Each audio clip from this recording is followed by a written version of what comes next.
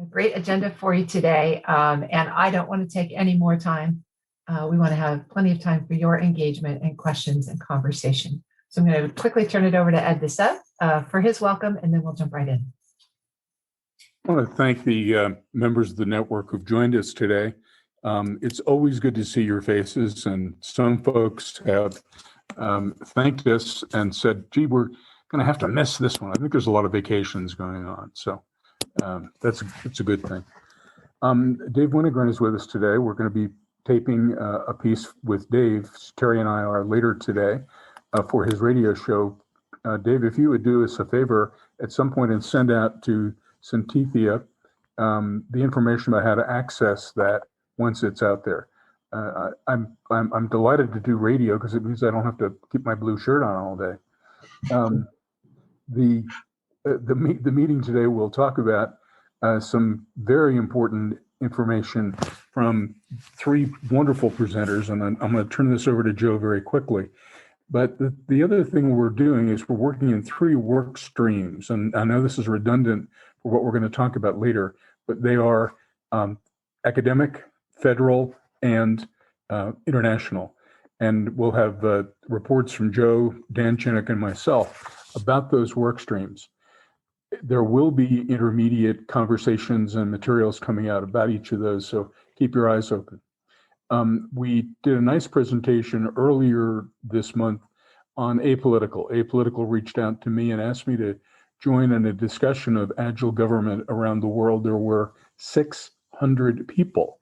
I couldn't believe it. The apolitical website has, I believe, a summary of the entire presentation, and it was very exciting.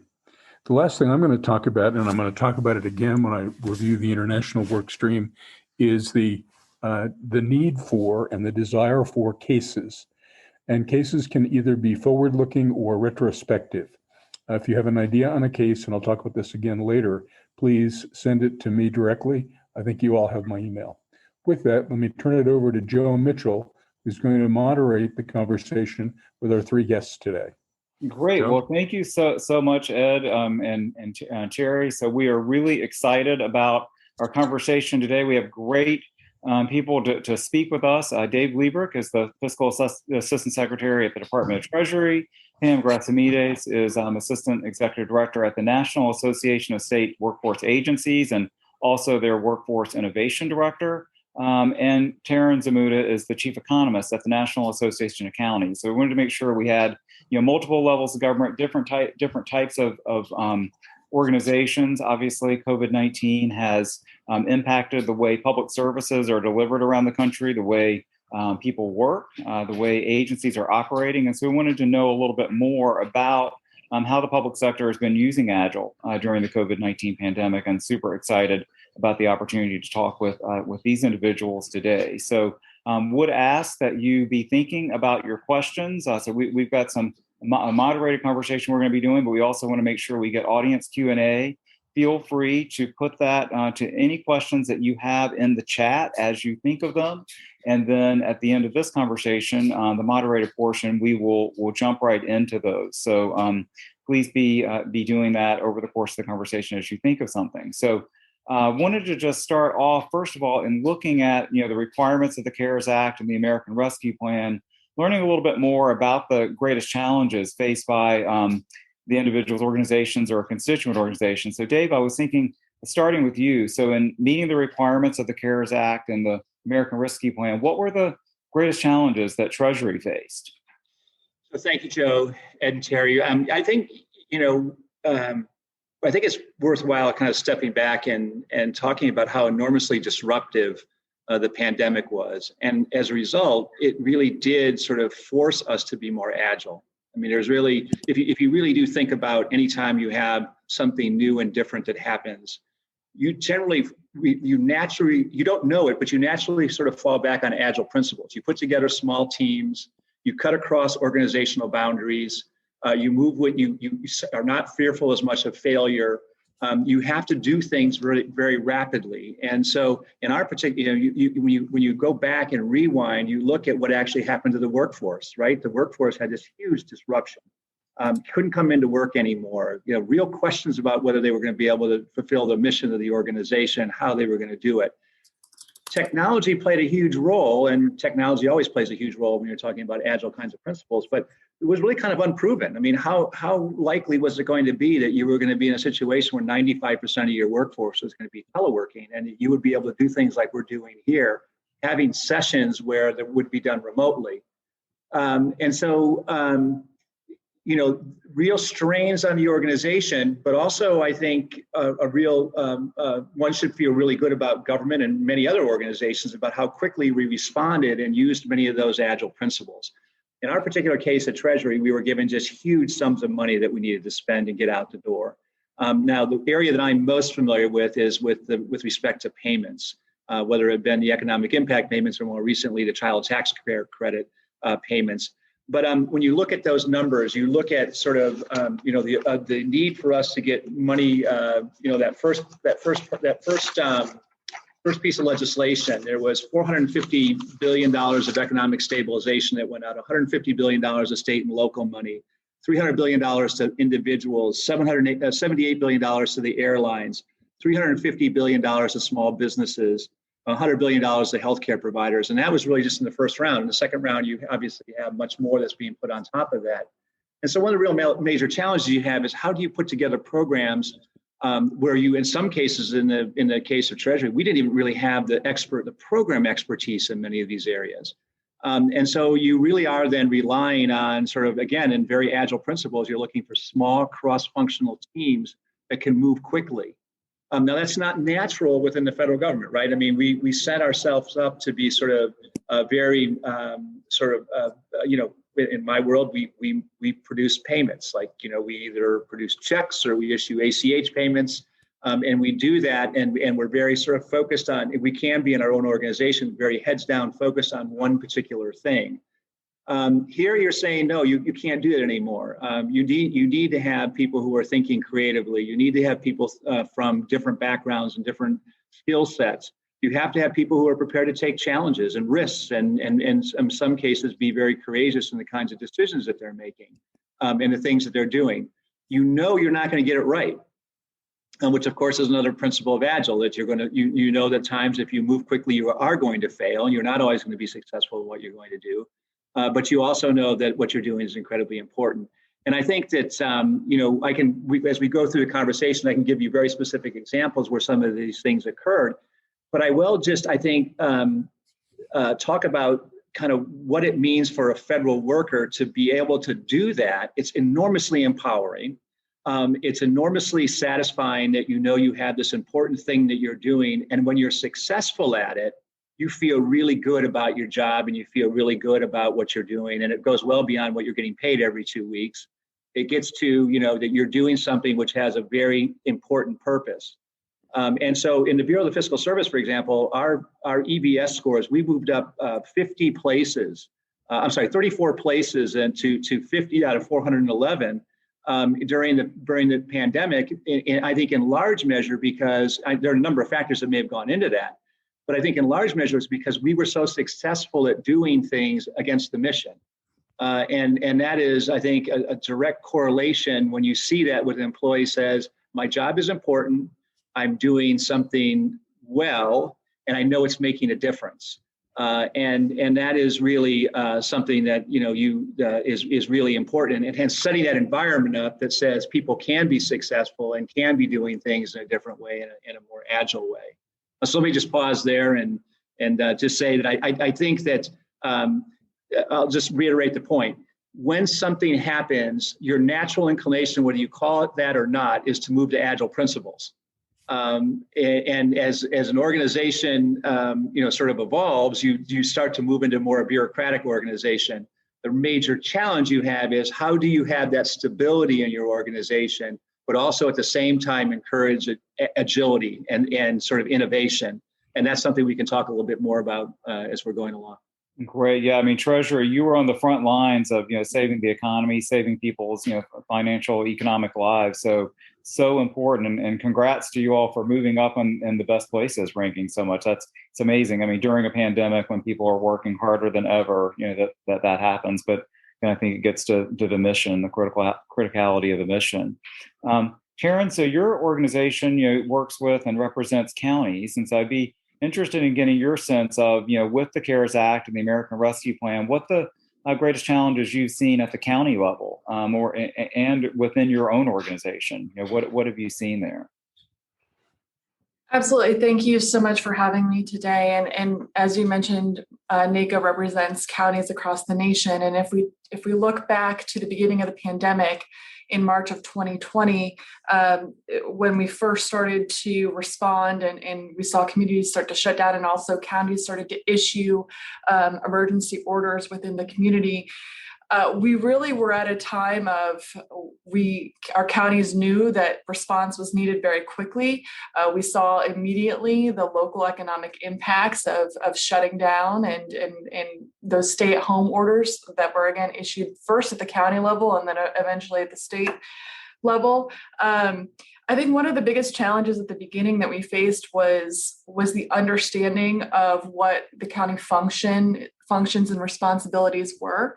Counties operate over 1,900 local public health departments, are largely responsible for, again, that kind of on the ground first response. So we work with our first responders immediately.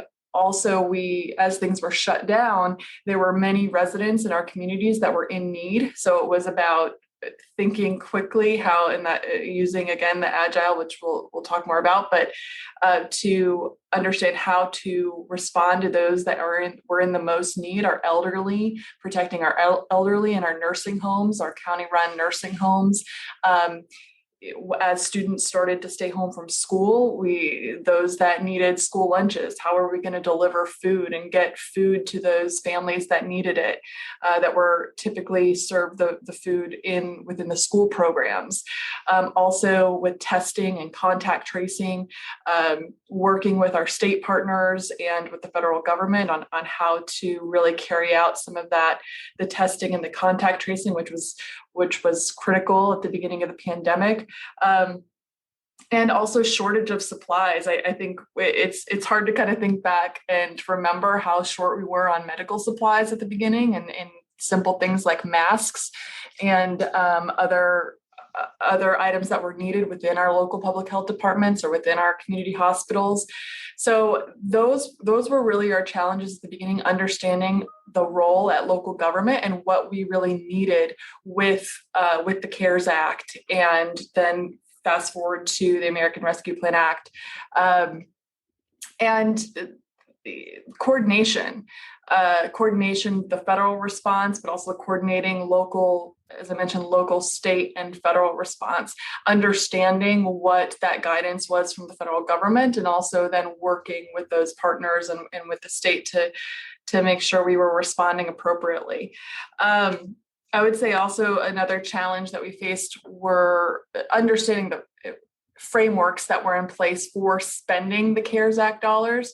So when the local governments, and for CARES Act with CRF, only counties over 500,000 in population receive funds, so our largest counties.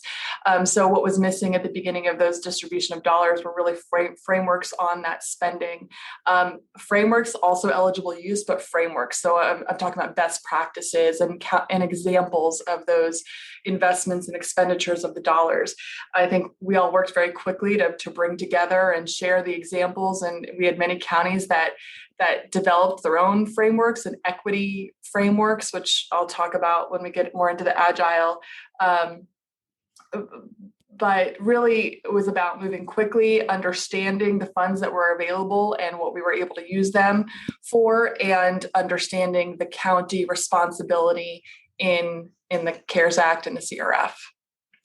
Yeah, very interesting. I mean, it is, we've been in the pandemic for so long, it seems like this is just the way we operate, but it's easy to forget how in the beginning, just truly how chaotic it was and just, unprecedented. And we were trying to build the plane while flying it. So, very, very, very challenging times, especially in the beginning.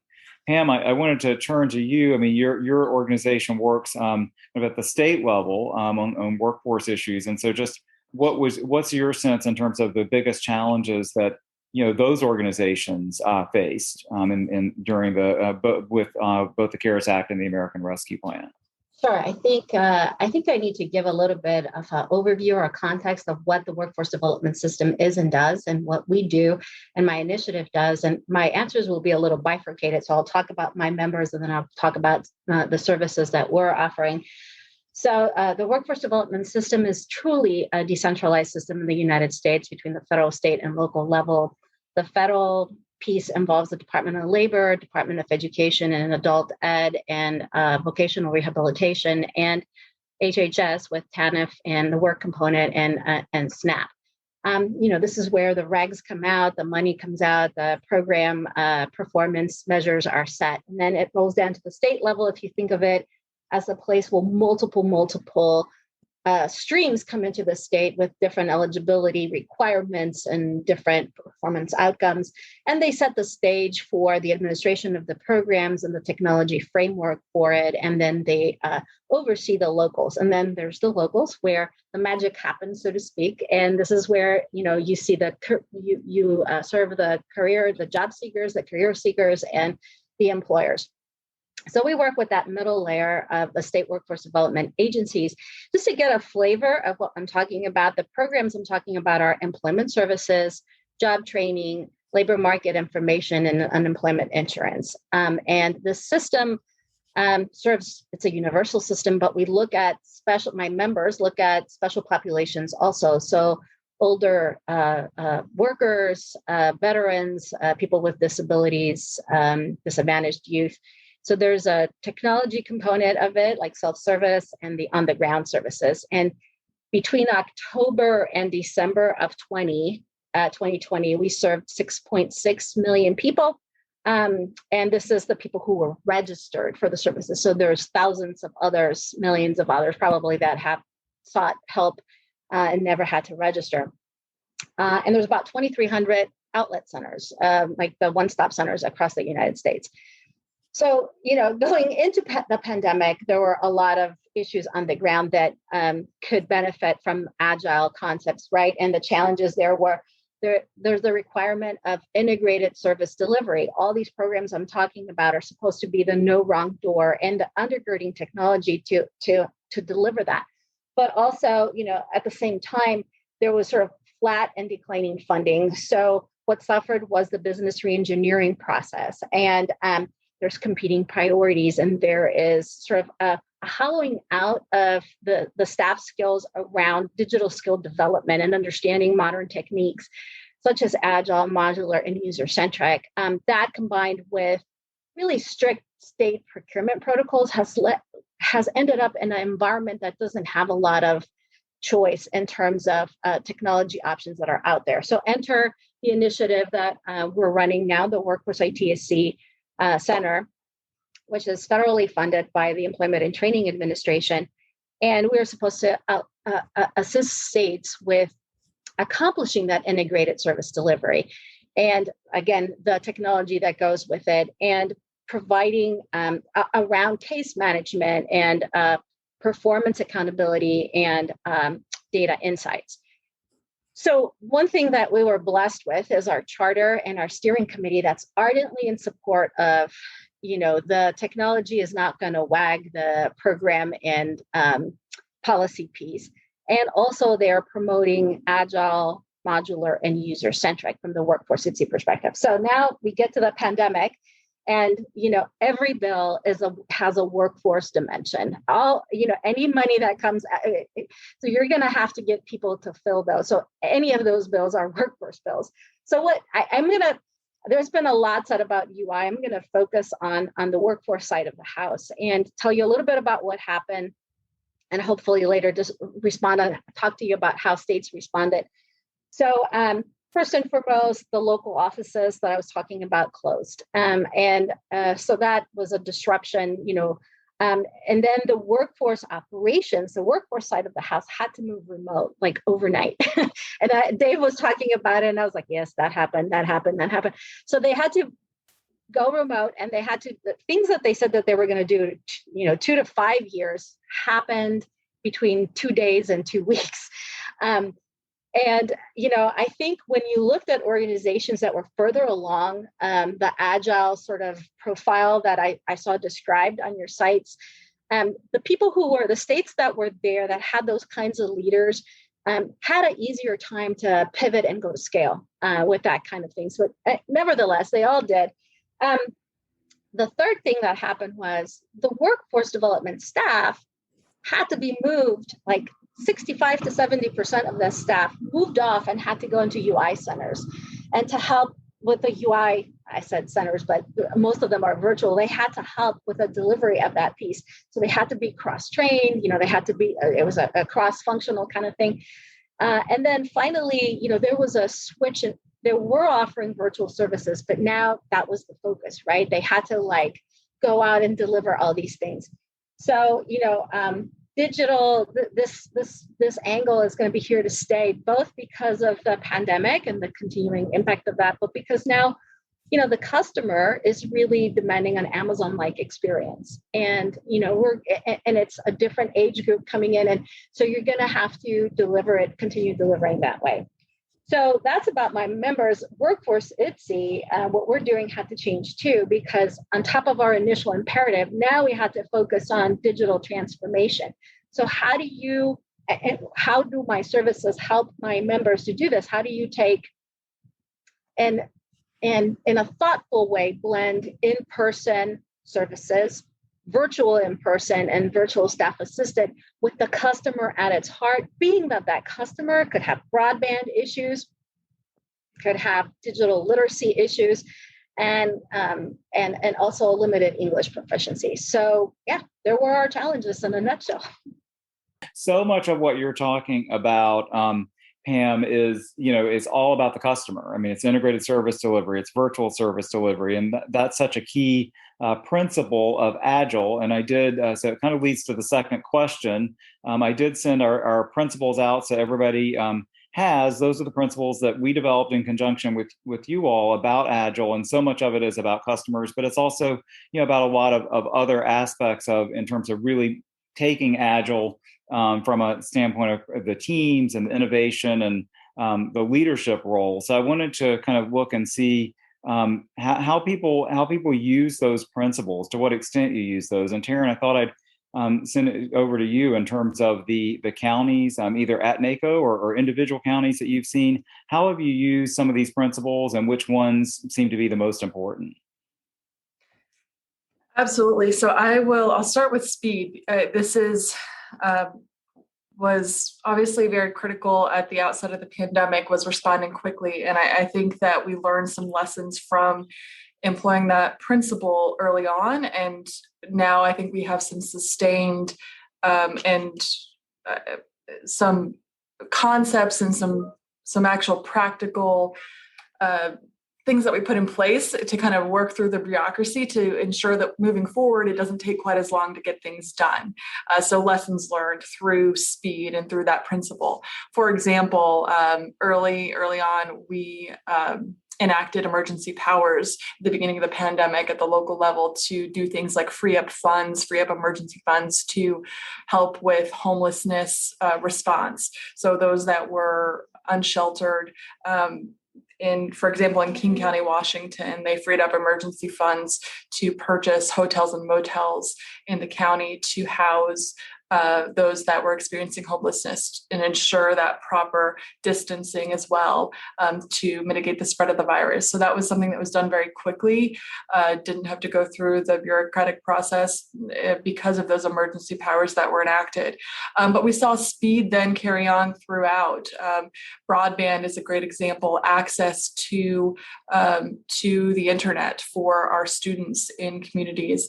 Our counties were setting up hotspots and mobile broadband sites where that we had buses or trucks moving around with broadband that would go into different neighborhoods so that children could have access to broadband and get connected to school.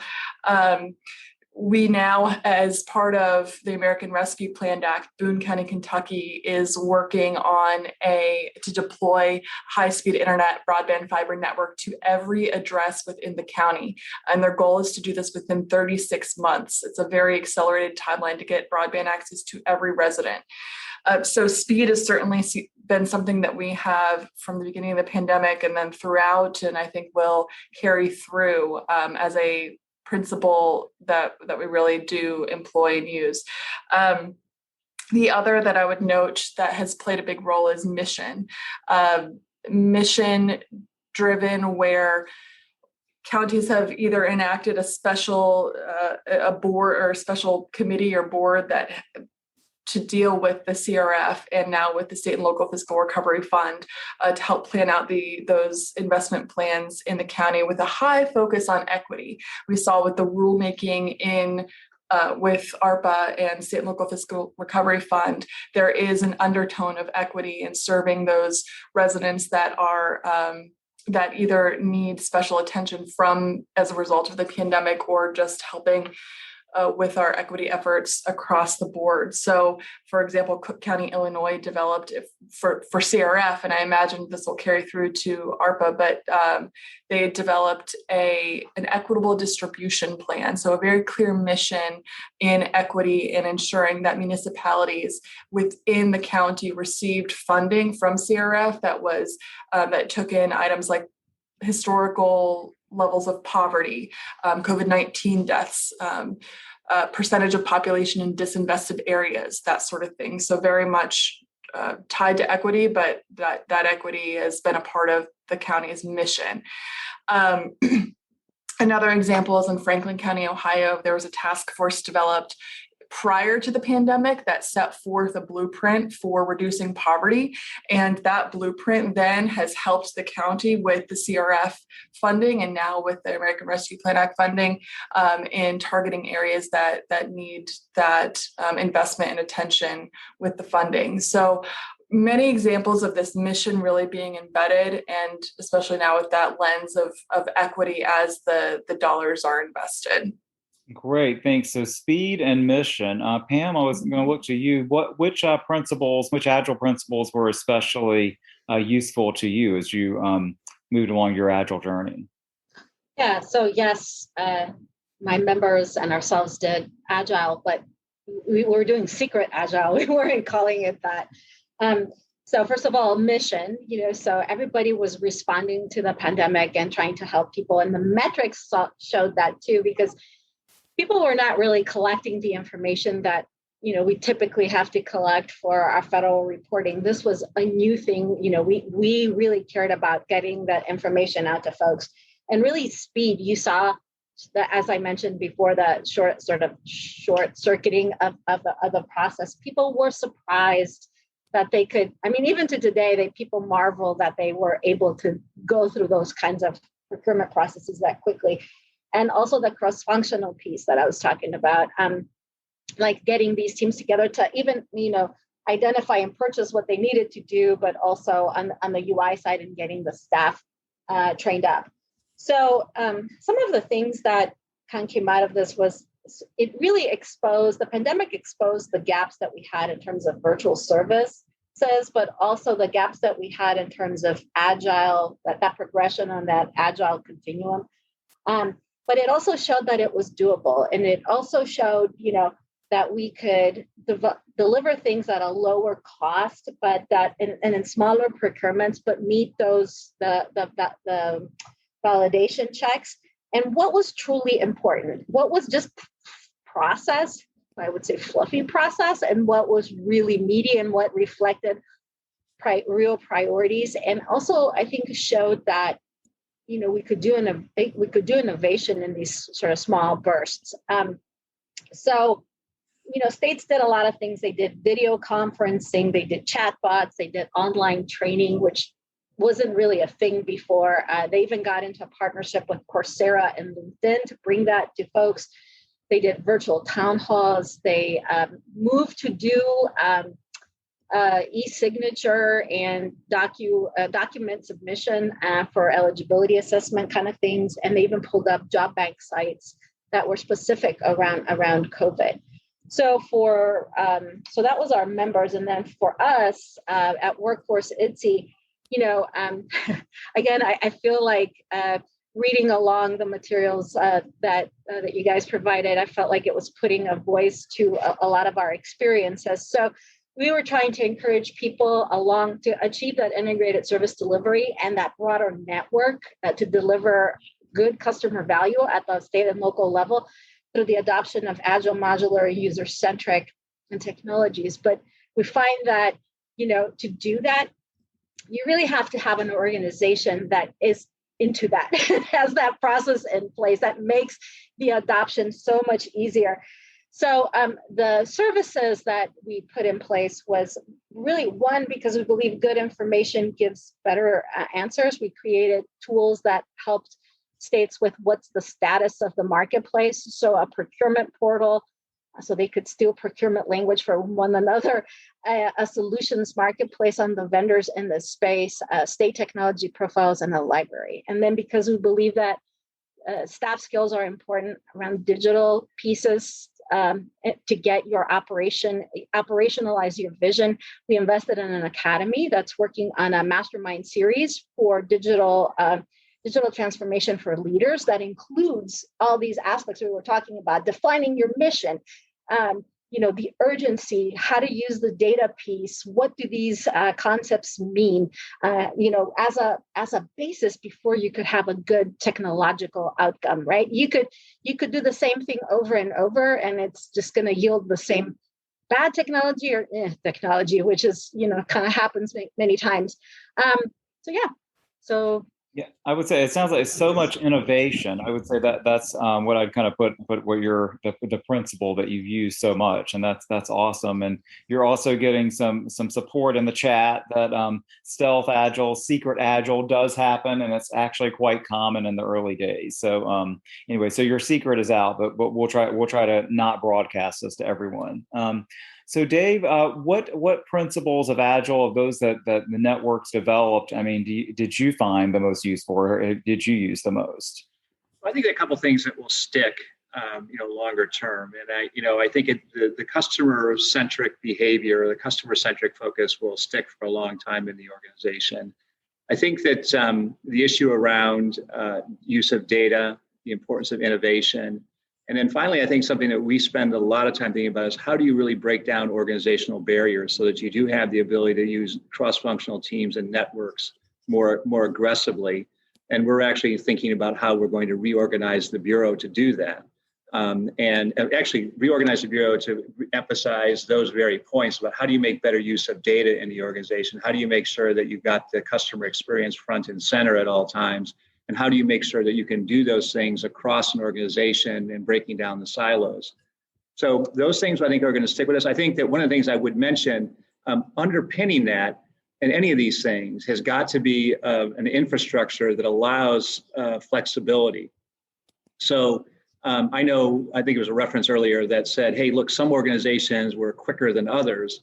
I know in our case, in those instances where we had underlying technology that was flexible, we were able to move much more quickly than when we had underlying technology that was static or aged or out of, or not in sort of the current modern world. And so I think if you are going to have an agile organization, it's not just talking about culture. It's not talking about any specific things. It's also talking about your underlying infrastructure. Because if you don't have that technology in place that can actually do things like extract data and give you data, to understand exactly what your customers want and what your customers are doing. If you can't make your systems change rapidly in response to changing circumstances, you really can't do your customer experience piece very well. You really can't actually make the kinds of changes that the modern environment's asking you to make. And as I'll just come back, which is this is really, the lesson here, which was when you have a largely disruptive event, you really do have to do things differently than you used to have to do them. And you're put to test about what your culture and your systems and your people are capable of doing in a new and challenging way. And so, all those things very much link with one another. Yeah, absolutely. This event kind of forced people to be a lot more agile than they've been in the past. But you did have to, it also accelerated what you already had. So if you had some infrastructure in place, it was a lot easier. So great. Well, I'm appreciating all of the conversation with the panelists. I did want to ask the audience. I feel free at any point to put in your questions. We will get to those at the end of the conversation. So. Pam, I'd like to go back to you. I know you've talked about this a little bit, but just kind of at the most practical level and at kind of the outcome level, like how did Agile help you? What have you seen in terms of practical outcomes in a system? Yeah. So I was looking at that question. I would say, let me back up just a second here. So our system, the founding law is WIOA, and so it requires states to conduct some evaluation and research. And then, obviously you all know that there's a national push towards more evidence-based policymaking. And so separately, a majority of our agencies want to be like a learning organization and want to share administrative data in order to have insights to improve their programs. So one of the things, we were very excited to work with a partner organization called Coleridge to create this initiative that I think really might make a good case study. So they were responding to these needs, and we're helping administer collaboratives of states that are emerging, but this is really a kind of a grassroots things coming up from the states. And they've created these collaboratives that they are able to share cross-state and cross-agency data in a secure environment. And then they come with a policy question that they want to answer, and they get trained around data analytics in this environment. But what's happened is it's become a sandbox for innovative products that are coming up that people could actually use. So for example, Illinois created this great tool where they pull down all the unemployment insurance claims in a Tableau format. And you could almost in real time see, what is going on in a county per occupation, age, race, gender, and they're going to be combining this data, and they're working with Indiana on this, and they're going to be combining this data with their training outcomes and with TANF information. So you could see how practically being agile, that structure being agile and working with other states has yielded a high value tool. Kentucky pulled wage record data and combined it with education outcomes. So they've created a tool where they could see 1 year, 2 year, 5 years out what the outcomes are for their students that have now become members of the workforce. So it's a fascinating practical sort of approach of application of those elements, and we've kind of been part of that collaborative in bringing not only our members, but the prison system, DMVs together, higher ed. So yeah, I think that is also something that's been extremely helpful. Great, yeah, bringing data together across programs, across those silos. That sounds awesome. So great. Dave, wanted to kind of get your sense. We obviously talked about the principles, but other ways that Agile has helped you at Treasury. I think that one of the things that Pam was just talking about, I think, is really important is this concept of a learning cycle. And one of the underlying principles in Agile is that that you constantly have to be thinking about what's working and what isn't working, because you have to be responsive to your environment. And I know when we're now, every one of our now major projects has a customer experience work stream. So, one of the challenges that we face, as you face with any sort of new concept, is what do you mean by the customer experience, and what do you mean by Agile? What do you mean by data? Those kinds of things is oftentimes, one of the things that has to happen culturally. And I think it's hard in a large organization to have that cultural change take place, because we're all hired with a certain set of skills. We all get comfortable with that certain set of skills. And then you're asking someone to sort of do something they may not even feel particularly comfortable about in doing. And I think we oftentimes are very early on, for example, the concept of customer experience. And I'm thinking about something that happened to me in the last week, which is, I called a well-known firm and I was put on hold for an hour, which was which was unexpected to be put on hold for an hour. But once I got to the service provider, he was wonderful. I mean, he really knew his job. Well, you asked me at the end, what is my view of that organization? I had a pretty negative view, despite the fact that one person may have said, I just had I gave you wonderful customer service. You answered your question, I solved your problem.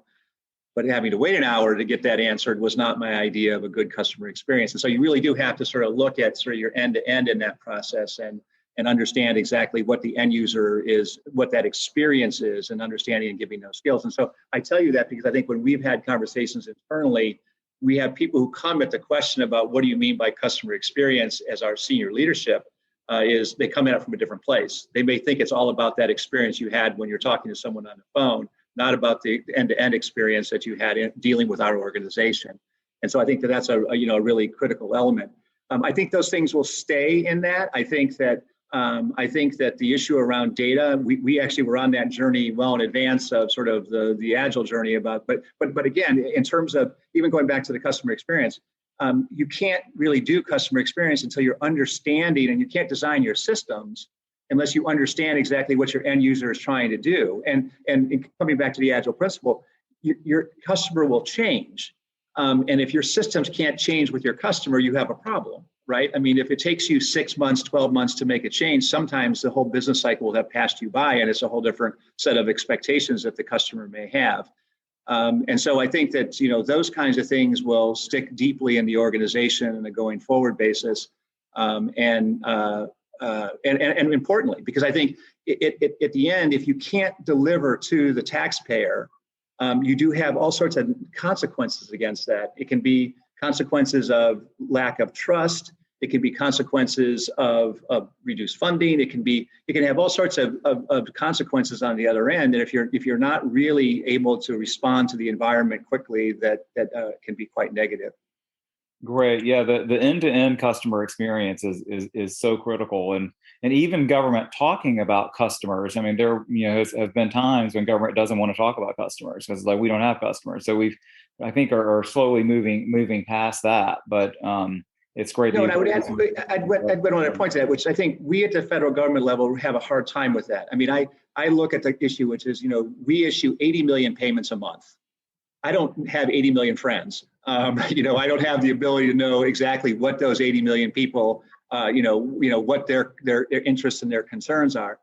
But I should have the ability to better understand what their behaviors are and have the ability to reach them. And we just don't do that in government. We don't go back to those 80 million people or some subsection of them and say, hey, how can we do a better job of delivering payments to you? I mean, we have some ideas on that, but we don't have great feedback mechanism.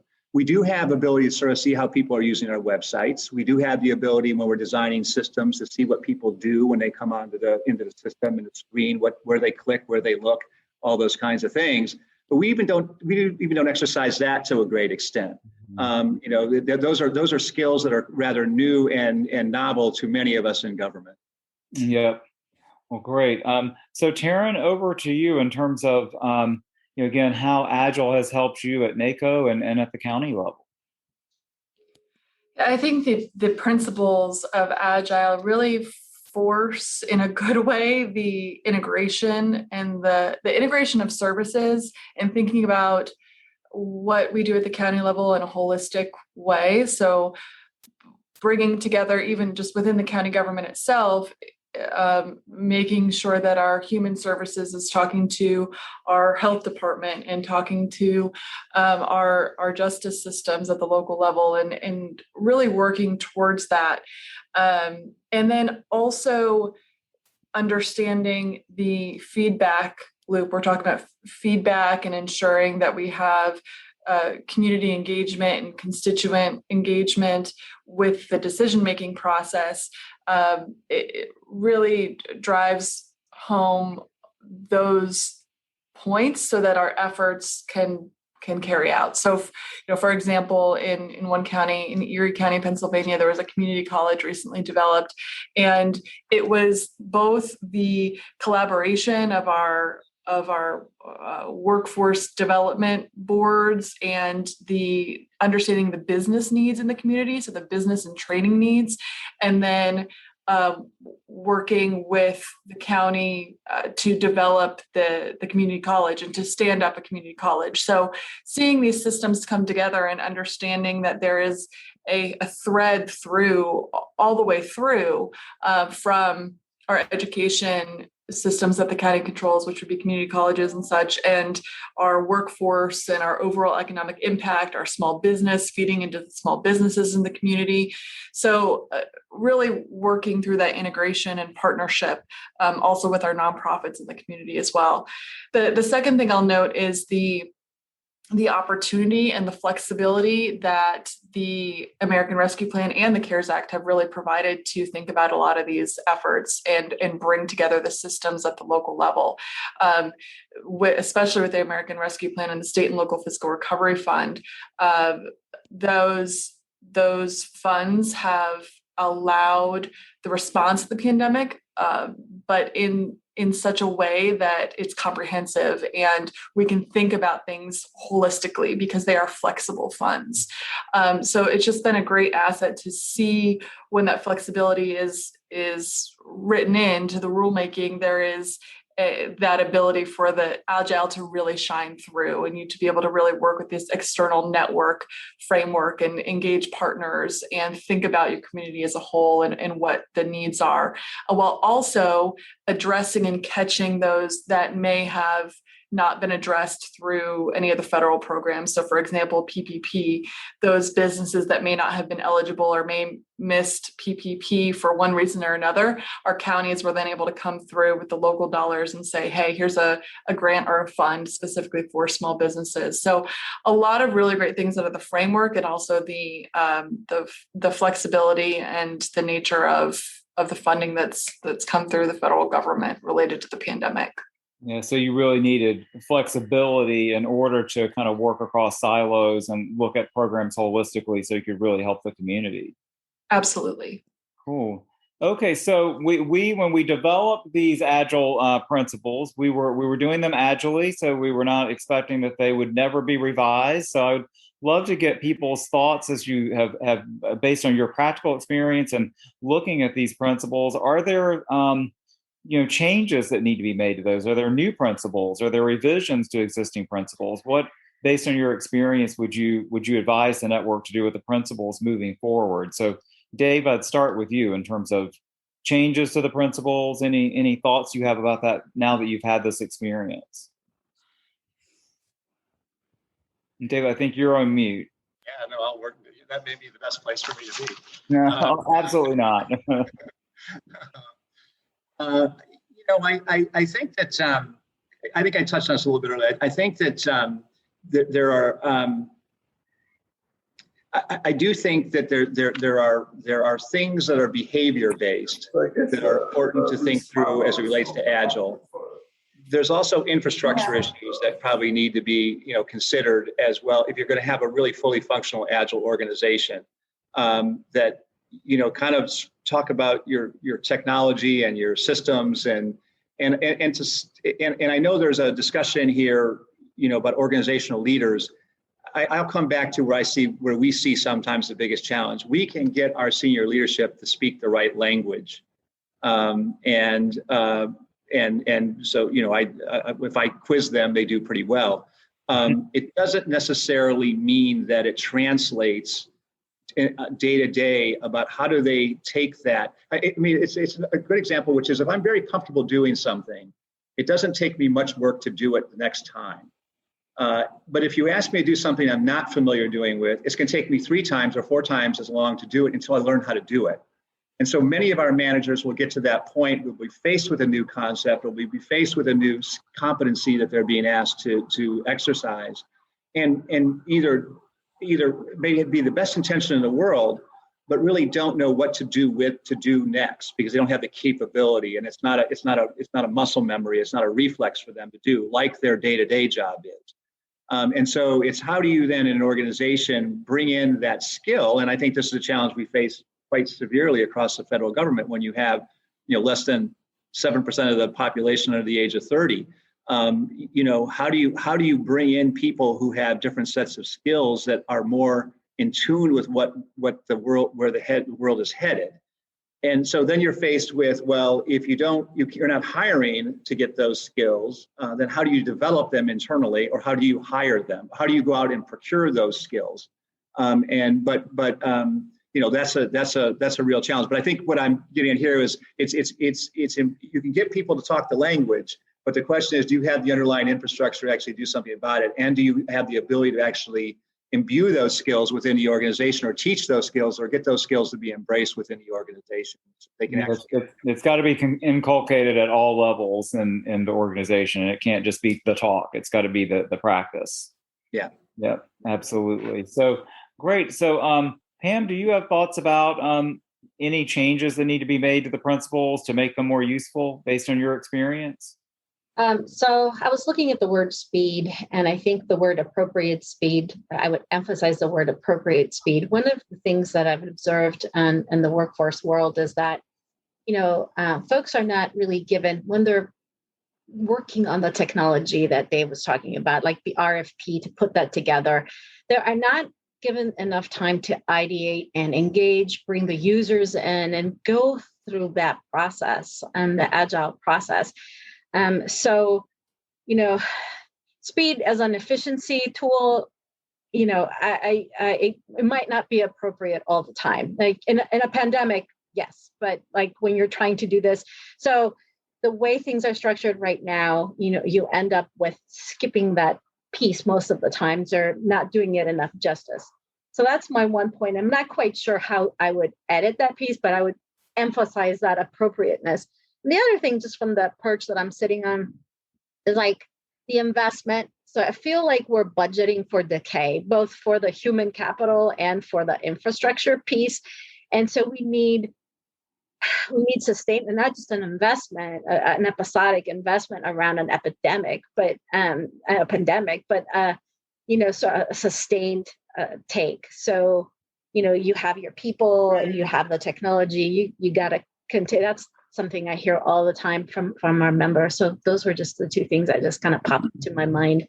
Investment and appropriate speed. Yeah, it can't. Speed can't be. It's got to be balanced. Got it. Teryn, what about your thoughts about the principles and any revisions that need to be made to those? I think metrics for success is a critical component. I think that is the principle, though, that presents the most challenge, at least from the position I sit in, with understanding local government and capacity and resources available to really look at impact. I think we can set metrics and in some cases and say, okay, we want to get 1,000 households with high-speed internet in the next 12 months. But the next step of that is, what is really the impact of that type of activity? Is it improving the access to education for students? What is the outcome there? What does that lead to down the line, as far as success of residents in your community, or output from your community, or well-being, wellness? So I think metrics certainly is one thing, but kind of what is the next level of outcome or impact from those metrics? And I think that's what I would want to understand more, and I would want our communities to be able to track better. But again, it comes down to resources and the ability to really invest in looking at those outcomes and that impact in the community, which would then, of course, lead to better planning and policy implementation and programs at the local level. Mm-hmm. So really kind of thinking a little bit more about the metrics piece in terms of the outcomes and how that feeds into the planning and processing. Great. Well, I see some questions coming in from the audience. So before I have my final question, I wanted to get to some of those. So there was, first of all, there's a comment that there are some great case studies here. So we would love to work with you to write those up. So please, let's be in touch about those. We would not ask that you do an enormous amount of work other than just provide us with the information, and we can write those up. So we will be in touch. So that will be one of the things that you, I don't know if that you get out of this. I'm not sure. And so then the other thought, the question that came in was around user research and what have you done? How have you gotten the information from users that you need in terms of with Agile? Because obviously it's so important to be focused on the customers. So how are you getting that information from customers? Dave, maybe I'll start with you. A lot of times you can draw some of your information from things like call centers. So you can find out what kind of questions are coming in from a call center. I think the right way to do it though is that if you're doing things like we did with the Data Act, and you use something like the GitHub, and you're out there and you're sort of putting your development into open space, you're getting immediate feedback from the community in real-time basis. So in that particular case, when we were out in the GitHub and we were doing the Agile, and that by the way, I know we have talked about lots of different Agile projects in my world. That was truly an Agile project, and the payoff from it was enormous in the sense of being able to put together a broker or something that we did something similar, which took us 4 years to do, and we did it in less than a year, 9 months with respect to the Data Act, because of the Agile principles and because of this ability to sort of go out and say, user community, here's what we're doing, give us your feedback so we can design this thing in a way that works for you. In the same way, when we put together USA Spending, we said, we did things like go out and we spoke to people on the mall and said, hey, if you want to get information about the government, what kind of information would you want? And then trying to, but that's somewhat episodic. I mean, if you're doing this in a really concrete way, you're doing it scientifically. And that's my comment earlier, is I think too often we don't have the ability or the skill to actually do that in a scientific way. And we've done it with some of our design where we do actually follow people's eyes and see what they're doing. We've done that in some of our projects. That's great. But in terms of changing demand, that has been a harder thing for us to do in understanding what all those people who use our services really want. And it's a real open challenge. But again, in the design process, you can do things. In your call centers, you can find information. You can do surveys. You can look at some data you have in your organization. All those things are great resources. But I think in the end, you really want to be much more scientific about it. Got it. So just going through the questions and looking at the time here. So there was a comment about understanding the digital gaps and implementing digital transformation being key to agility. And Pam, I know you and I have had a conversation around the proper order of technology and organization. And I wanted to just get a sense, maybe if you could focus on that for our audience, because I think that's related to this point. Yeah, our take from the Workforce ITSE Perch is that we support that you have to spend time and looking, talking, doing journey mapping, bringing the users in before you launch into this, focus group, talk with all the stakeholders in designing the system that you're going to design. Because if you don't do that process, you're going to end up just automating a bad process. That's not going to be helpful. So really, I just have to say, to me, digital transformation is more than continuous improvement, though, which is a whole separate thing. One of my members said his boss came in his room and he said, I need you to be able to give me the answers to this. It was a performance person to this question, not in a week or in 2 weeks. I want to get it at the most in a day. And the person said to me, I can't just continuously improve and tinker with my system. I have to blow it up and redo it. So, there's a judgment call that people are going to have to make as to how their system needs to change, and whether it is like full digital transformation or continuous improvement. And the only way you're going to figure that out is by talking to your customers. Mm-hmm. And by the way, from the NASWA perspective, we have a continuous communication with our members through a series of committees. So all our products is based on like this continuous input and testing. Great. So one more question before a final question, so that we still have time for our report outs on work streams. But we do live in a zero failure culture, as one person commented. And so, how have you all dealt with that? I mean, and how should we think about that? Because we do live in a world where you can't ever fail, and government can never fail. And so, how do we deal with that, given that Agile is an iterative process where you release things that may not be perfect the first time?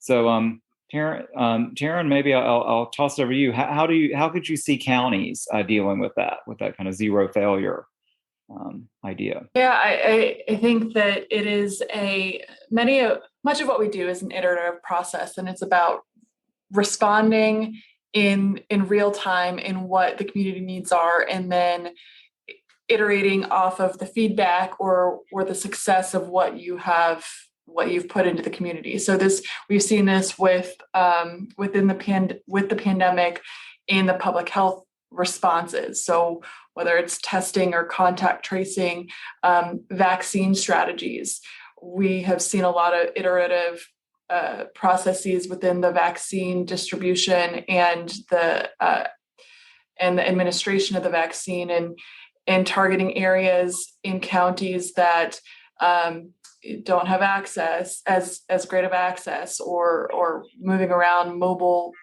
vaccination sites. So, and identifying it in real time with real information and real data, I think that can help mitigate some of these strategies that are not effective. But I also think in general with government and the zero failure culture, innovation is really key, and also flexibility in with our local leaders and with and working with our partners. So not everything is perfect and not everything works the first time you roll it out, but it's really about flexibility, communication with your partners, and like I said, iterating and trying new things as you're able. Great. Pam, what have you seen of the state workforce? Yes. Jeff, and I'm going to misquote this number, but there's some insane number about procurements over 1 million, I think, have a 80% chance of failure. 18F has this figure. If you go to their website, that's where I think I heard it from. And so to me, it seems like you're guaranteeing yourself failure if you continue doing it the way you're doing it and expecting a different result. So, to take this approach is actually opening up, you're minimizing your risk. It's risk management, and instead of going down these big projects, that waterfall approach. So that's just my take on that zero failure piece. Mm-hmm. You're not going to fail as much if you're agile. Dave, at Treasury, what's your experience been in terms of the whole zero failure notion? Yeah, I think when we think about innovation and we think about risk, we run, I think, 4 systems which are part of the national critical infrastructure, meaning that if they don't function, the economy can't function. And in one case, the world economy can't function. So we're not going to be doing taking a lot of risk in our auction system, for example. That's not a good idea. And there really is a zero tolerance in the area. On the other hand, it doesn't mean you can't be innovative. But when you do innovate, you have to do it in many cases in pilot areas and understanding where your risks are. And then when you find you're successful in an area, then you go to scale. And so that's when we've looked at innovation and bringing new things into the organization, we've really thought about them in sort of starting at pilot, starting to make sure that proof of concept doesn't work. I would also say, just to come back to my example I gave a second ago about the Data Act, and then our other system, our GTAS system, that was a kind of equivalent in terms of capturing information. The system I mentioned that took 4 years to implement.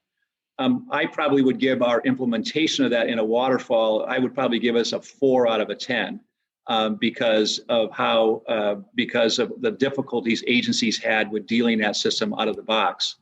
I would give our implementation of the Data Act as it related to agencies' understanding probably a 9. because they knew what was coming when it went live, because there was iterative processes and that there were certainly glitches and failures along the way, but they were minor and they were quickly, because of the way the technology was architected, they were quickly fixed. Now, I may be either too generous, others can decide whether they thought the Data Act went that well or not, but from my perspective, it did. I can have others to say whether I think I was being too generous on the GTAS system when we implemented that. But I think it gives you a sense. I'm certainly not wrong in the direction of the two. And so I think that, kind of getting to that point, which is if you are doing iterative processes and you're capturing your failures earlier, you're not going to have large scale failures. Mm-hmm.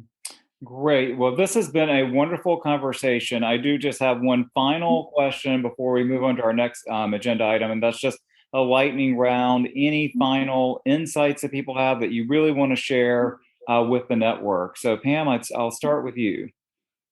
I think we talked about organizational cultures, but also I want to emphasize the power of the individual, both as the executive leaders, but also from the top down, but also from the bottom up, the catalysts in the organizations, finding those people and putting them together in a nucleus, and it just kind of expands out.